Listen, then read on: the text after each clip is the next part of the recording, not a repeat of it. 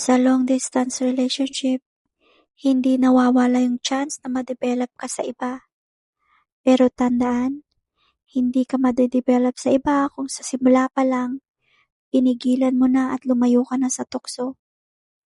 Ang kailangan lang naman sa LDR ay yung trust, loyalty, honesty, understanding, patient, good communication, at ang malalim na pagmamahal. Mahirap bang ibigay yun? Kaya paano nasabi na mahirap ang LDR? Kung ang goal nyo ay hindi naman forever na maging LDR kayo. Maging strong lang dapat kasi at the end of the day, magkakasama rin naman kayo. Paano mo nasabing mahal mo siya kung sa distansya nyo pa lang, sumusuko ka na? Gamitin din ang konsensya sa isang relasyon. Dahil kung mahal mo ang isang tao, hindi mo hahayaan na masira ang relasyon nyo at masaktan ng taong mahal mo.